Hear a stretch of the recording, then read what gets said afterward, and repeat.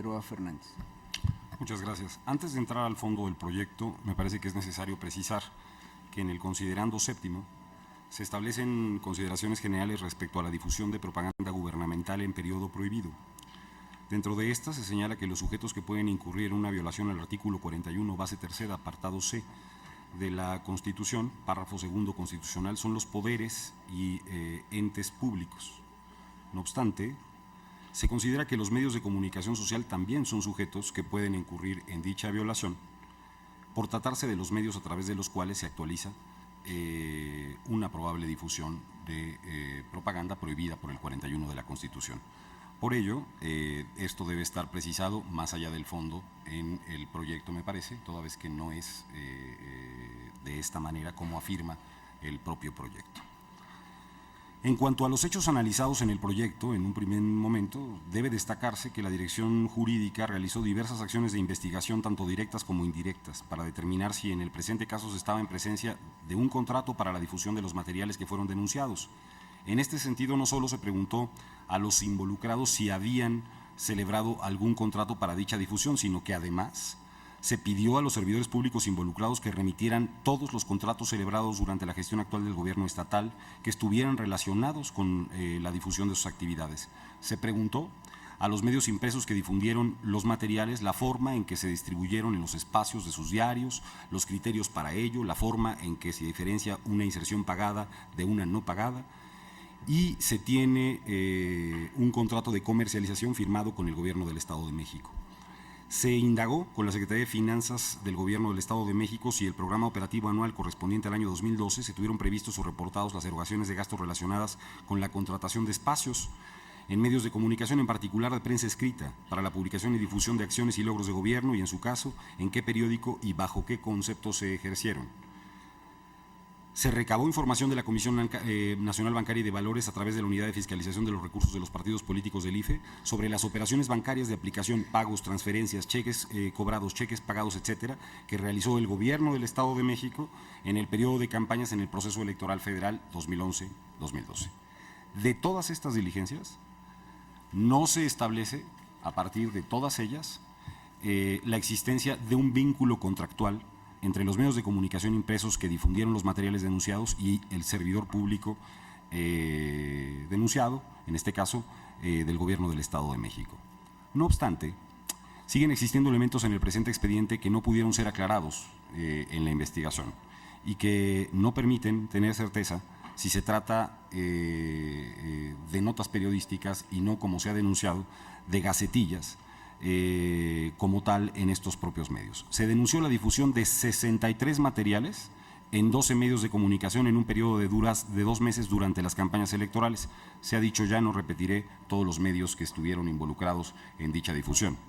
En todas las publicaciones denunciadas se incluyó una fotografía en la que aparece el gobernador del Estado de México con un título y un pie de fotografía. Todas ellas hacen referencia a obras y a logros de gobierno. En ninguna de las publicaciones se incluyó el nombre del responsable de la fotografía ni el pie de la fotografía. Al respecto, cabe señalar que algunos de los casos se utilizan la misma fotografía en más de un periódico el mismo día, sin que sea posible advertir su fuente u origen.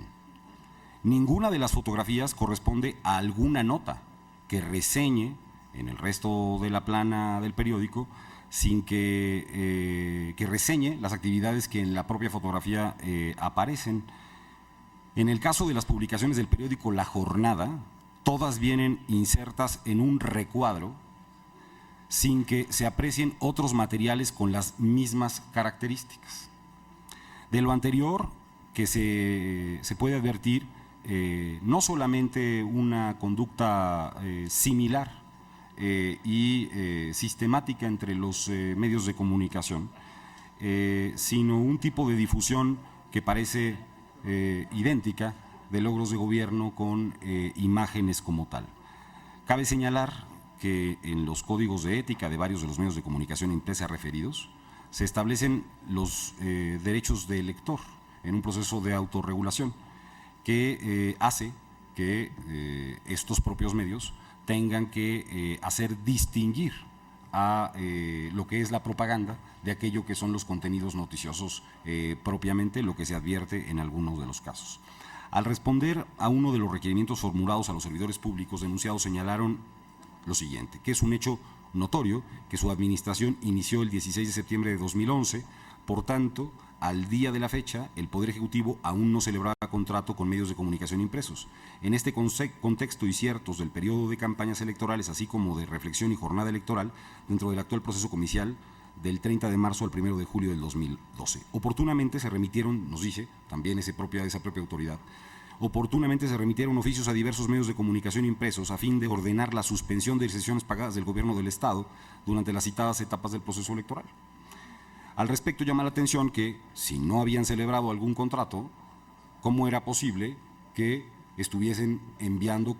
comunicaciones a esos mismos medios para que se suspendiera una propaganda que, párrafos arriba, nos dicen no había sido convenida? En ello estriba una contradicción. Derivado de lo anterior y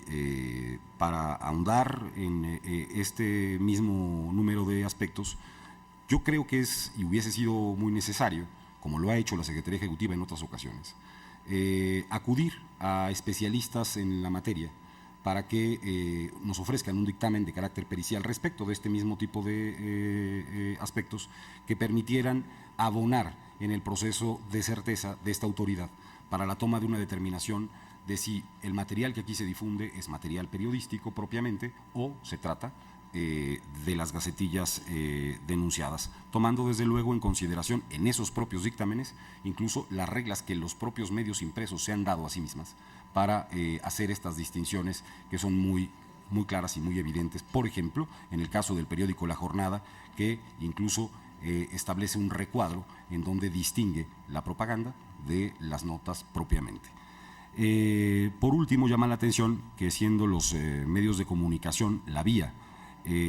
por la que las prohibiciones constitucionales y legales denunciadas se actualizan, estos no hayan sido emplazados en el presente procedimiento, independientemente de si se contaba o no con elementos para eventualmente imputar alguna responsabilidad. Tomando en consideración todos estos elementos contenidos en el propio proyecto, no puedo acompañar el proyecto que nos presenta la Secretaría Ejecutiva por considerar que estamos claramente ante la difusión de propaganda prohibida por la Constitución, tanto en el artículo 41 como tal, como en otros dispositivos constitucionales vinculados al 134.